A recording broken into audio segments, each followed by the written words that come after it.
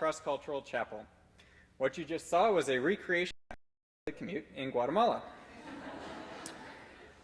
On this trip, we started at the US-Mexico border, where we spent about 10 days. Then we traveled to Guatemala, where we stayed for nearly 2 months.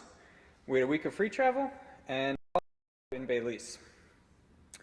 We then traveled to Mexico City for 4 days, and following Mexico City, we went to Puebla, Mexico, for the final 2.5 weeks. These are some of my thoughts on time on the border. People cross the border for vacation, education, economics, drug trafficking, and to be with their families. Although many of us are disenchanted, the American dream is very much alive. We hiked up to the wall on both sides and saw how it had a landscape that was the same on both sides, like the Great Wall of China. We left water in the desert and talked to U.S. Border Patrol through the Mexican side of the fence. The same company designed both this wall and the wall between Israel and Palestine. We talked to people who had just jumped and been deported before, some planning to jump again and again until they made it. Others who were did not speak Spanish and were completely confused by the authorities around them. They had been processed, yes, that's the term, perhaps in the detention facility we visited. The facility had a soccer field, the same menu as the military, and a tuberculosis treatment center. The border is also marked by the maquilas, or factories rising out of NAFTA's implementation. We visited a tomato packaging plant. The boxes said they were grown in the US, which is true, but they were shipped to Mexico for packaging before coming back. Maquila jobs are prized along the border, and workers' unions are starting to organize. Two organizations, Café Justo and Dougla Prieta Trabaja, addressed immigration not through border security, but by narrowing the economic gap. One was a coffee cooperative, the other a community garden. Their work was not nearly as lucrative as the $50,000 salary of a Border Patrol agent, but they addressed the root cause of immigration on the border. Ultimately, there is fear on both sides. Our Mexican guide never walked in Arizona without his papers. The agents we met at Border Patrol never ate out on the Mexican side of town. The borderlands is not only where two countries come together, but rather a culture of its own. I am not ashamed to be American, but eager to be an American that sees unconditional humanity.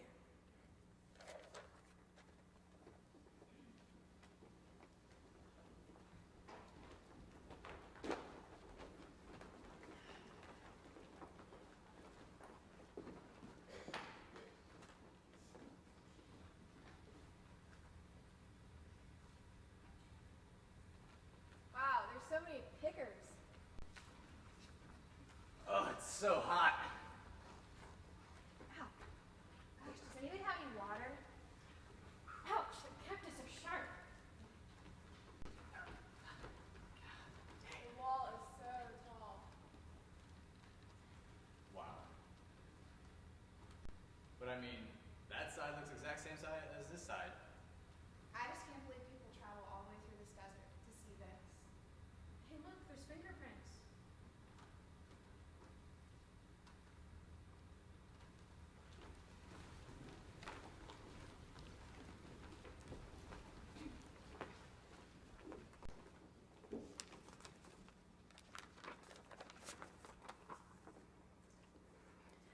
One of the most intense moments of the trip was in Agua Prieta, Mexico.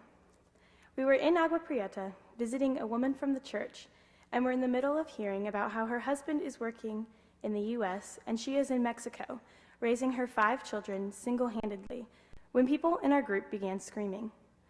Looking out the window of the house, we saw 3 men heavily armed with all kinds of guns.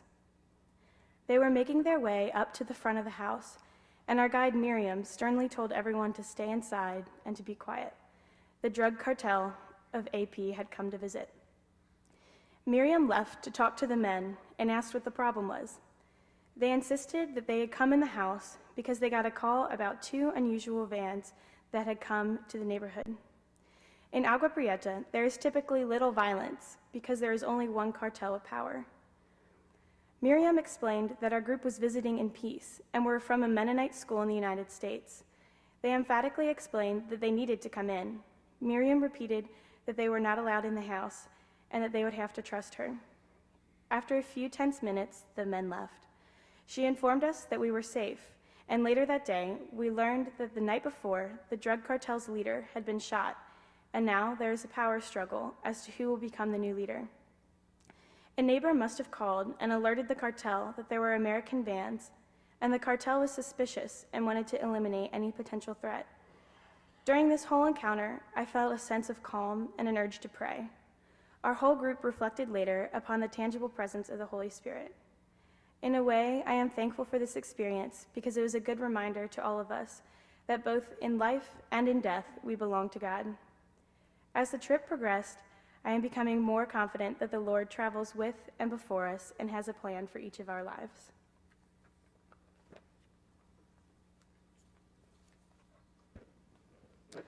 So I'm going to be talking about the spiritual journey on the trip, and I will read part of a journal entry that I wrote back in February while we were in Guatemala.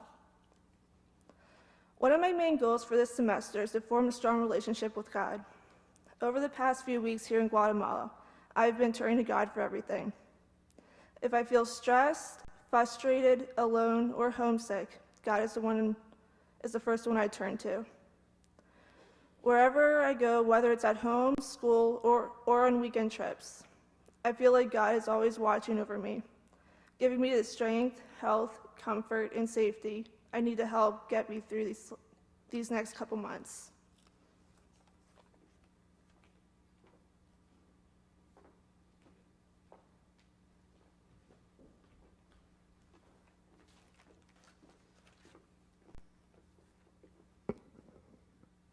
In Guatemala, we had class for 4 hours in the morning from 9 to 12. In the afternoon, we gathered as a group for cultural speaker or a visit to another organization in the area. On weekends, we had a few trips, which included going to Chichicastenango, Tikal, and Santiago Atitlan. I'm going to read a poem that we all read and read a short journal entry that I wrote during the trip. This poem is entitled Juana and written by a former EMU student, Deborah Good. Juana. She is like the mountains, dark, worn, beautiful. Beautiful in the deep, inner spring sort of way. And strong too, living her life as big as possible in the small, dirt-floored kitchen of an indigenous woman's world. She has 100-some tortillas a day to spin and pat out, like a potter with a potter's wheel. And she smiles as I try, the dough lying awkward and lopsided beneath my educated fingers. There is no one in her society, 20 and single, like me. And yet, she tells us it would be better never to marry, and certainly not at 14, as she had done so many years ago, melting hopes of study and adventure in places outside this dirt-floored kitchen of an indigenous woman's world. And so this morning, 1 week later, I light a candle for her, because life is just so unfair.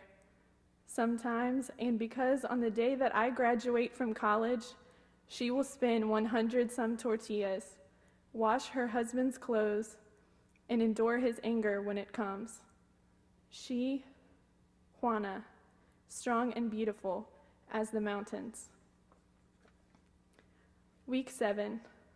Juana is beautiful, and Deborah has captured something I think about every time I look out the bus window when we travel. How I will be home in 2 months, in 2 years, but that woman in the indigenous skirt will be doing the same thing she is doing now. She will walk miles every day, get on and off that dangerous bus, and carry all those pounds on her head every single day between now and then. Oh, how different my life is than her. Am I supposed to feel guilty for where I live? Because I do. I could get rid of everything I own, but I still have more. A sturdy house, helpful parents, and a car to get me places. I don't know what I'm supposed to do, and that's not something that anyone else can tell me but our Lord.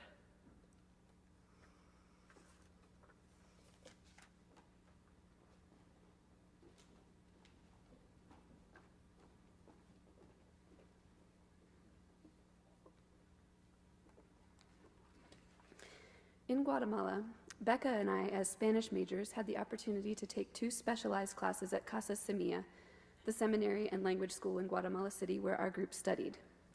The first class was Latin American literature, and the second was violence, peace, and justice in Central America. I'm going to read a journal entry that I wrote on February 18 as we were in the midst of this second course. Our teacher, Hector, has an incredible story of his own. He had to flee the country and go to the U.S. because he was accused of communist activities.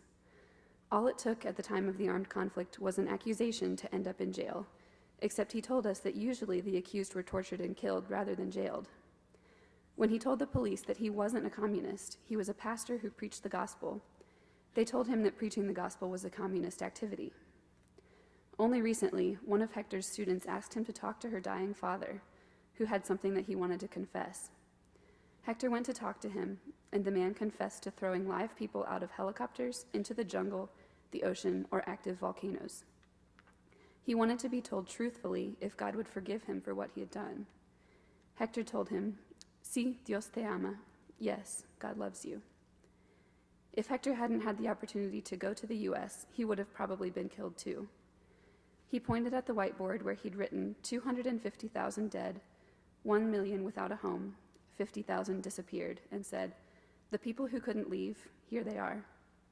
It was an odd feeling to look at him standing there in our classroom and realize how easily he could have been one of those statistics. I too studied Spanish at Casas. My class was one of the basic level learning classes, and I shared my learning time with one of my friends, Isaac. I will also be reading an excerpt from my journal. This one comes from a rather frustrating day trying to learn Spanish. Today I hated Spanish. I sat in my chair and stared at the foreign scratchings on the whiteboard, and a heavy sadness came over me. I wanted to learn. I was trying so hard to understand. My teacher, sitting there explaining something about foreign language in a foreign language, I was beginning to see my frustration and failed efforts. Tears were breaching, and I was trying to choke back whatever dignity I felt like I had left. I couldn't do it. They started to flow. The look on my teacher's face of what is happening was one of many things I was trying to avoid while holding back my flood of frustration. At this point, I couldn't hide much. There are 3 of us in this room: my teacher, Melissa, Isaac, and myself. Isaac knew. He gave me a gentle pat on my back, and a rush of compassion and understanding fell on my heart. I can learn Spanish, I thought to myself. Where the Spirit of the Lord resides in me, there I can find my capability to learn and love this language. As tears were still flowing from an overwhelming of emotions and thankfulness for my light bulb moment, I started to call out grammar rules and vocabulary. Even though not all of my answers were correct, I was willing to look past my errors, and lastly, I was enjoying what I was doing. I had plenty of moments to be thankful for the Lord and where He has been in my life, but I can't thank Him enough for turning that 3-person classroom to a class of 4. To illustrate some of these challenges we faced as language learners, this next skit will recreate some of our common mistakes in Spanish and then directly translate them into how they would sound in English.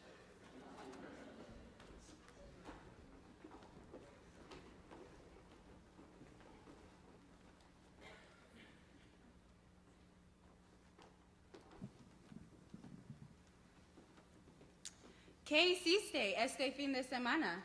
Bueno, yo monté un caballero. Ay, no, tú quieres decir un caballo. Ah, sí, caballo. So what did you do this weekend? I rode a man. No. You mean you rode a horse? Oh, yeah. ¿Tienes jamón para lavar mis manos? Jamón para la... Ah, quieres decir jabón. Ah, jabón. Do you have ham to wash my hands? Ham? To wash your hand? I think you mean soap. Ah, yes, soap. Ay, estoy muy caliente. ¡Ay, niña!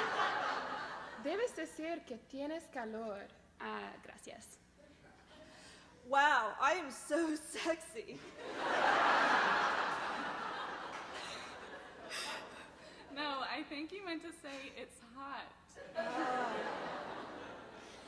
Hoy hice un error muy mal y estoy muy embarazada. Creo que no. Tienes vergüenza. Gracias. Oh no, I made a huge mistake. I am so pregnant. I don't think so. I think you're embarrassed.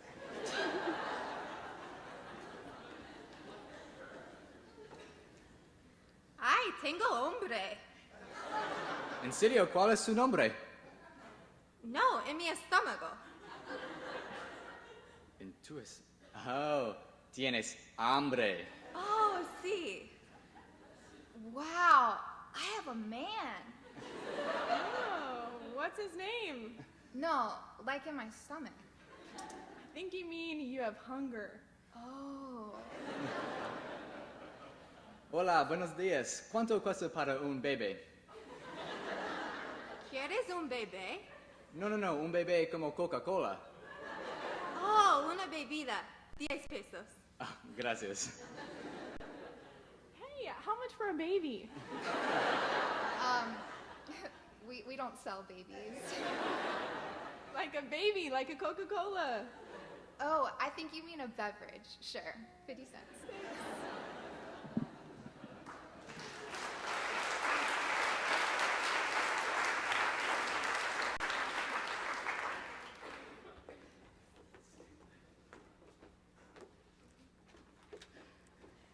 Now I'm going to talk about our host family experience in Guatemala.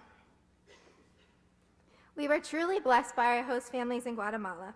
We were welcomed as hermanos, hermanas, hijos y hijas, brothers, sisters, sons, and daughters. We got into a routine as life became familiar. Every day we would wake up, eat breakfast, and make our way to school. We were warmly greeted in the afternoon by our parents and siblings with hugs, smiles, and kisses on the cheek. We would walk with them to the local tortilla store or spend time with them watching telenovelas. In the afternoon, we were taken care of when we were sick and were filled with laughter on the days we were healthy. We quickly learned that it is not blood or genes that make a family, but love. I will be reading some statistics about our trip. So we were made up of a group of 15 students with 12 females and 3 men. We have had a total of 7 hospital or doctor visits. 14 out of the 15 of us have had diarrhea.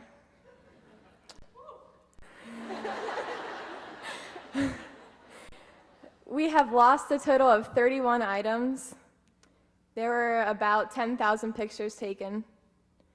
We have had 4 life or death experiences.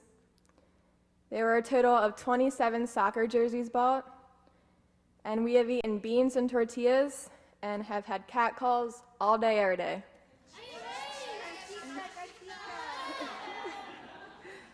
Puebla, Mexico.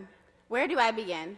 First, we lived with the host family again, but this time with 2 to each house with the exception of our 3 boys, who lived together.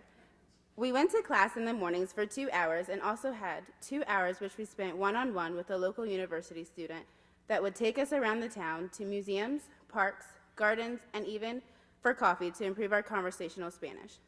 Puebla was a place where we had a lot more freedom. We were each given keys to our houses, and we were able to explore whenever we pleased. There was just so much to do and to discover. For some, we also experienced our first feeling of an earthquake. It was a rather cool experience knowing that no one was hurt or that any extreme damage occurred. On that same day, we experienced an amazing cultural Good Friday with the processions focusing on the crucifixion of Jesus. It was an amazing feeling to be a part of such a huge cultural and religious procession. I think I can speak for all that this was a great change in experiencing Good Friday.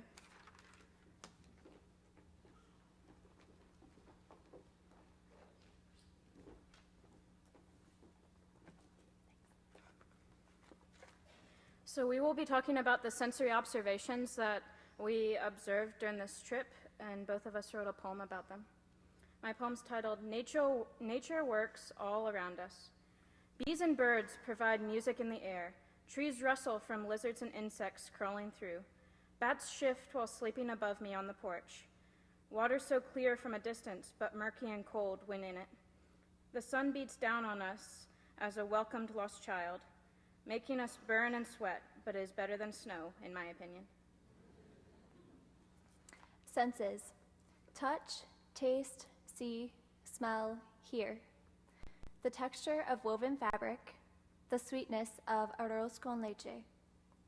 The beauty of clouds over volcanoes, the scent of my brother's cologne. The sound of the neighbor's loud cumbia music coming through the walls at night.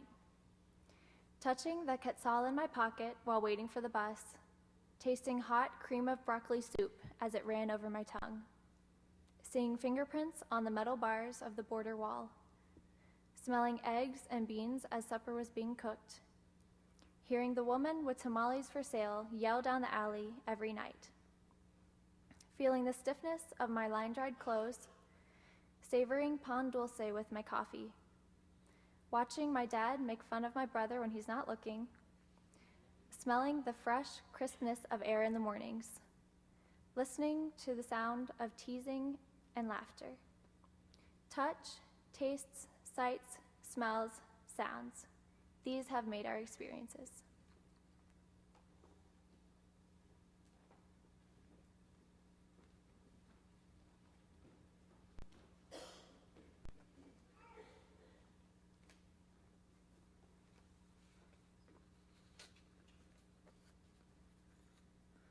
This trip would not have been possible without our leaders, Byron, Kirsten, and Rachel, also known as Dare, Kiki, and Coco.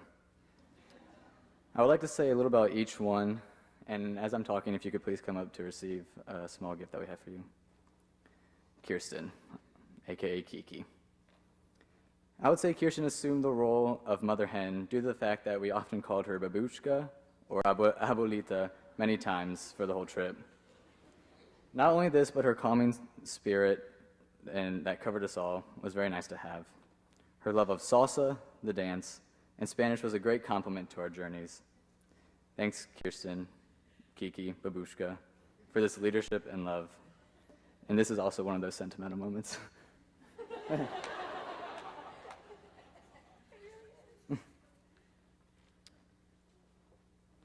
Rachel, aka Coco. Rachel was known as the accountant for the trip, but she brought much more to the table. A leading voice and instrumentalist during worship times as a group was a huge blessing. Along with balancing bus fares, she did a great job of being a mature figure to help us along the way. Thanks, Coco. And finally, Byron, aka Dare, aka Bidon, Tuk Tuk. What an excellent leader.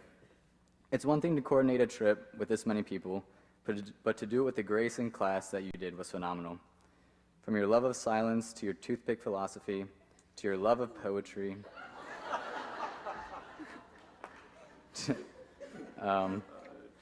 to your silences after we ask you a question where we don't know if you're zoning out or thinking of an answer.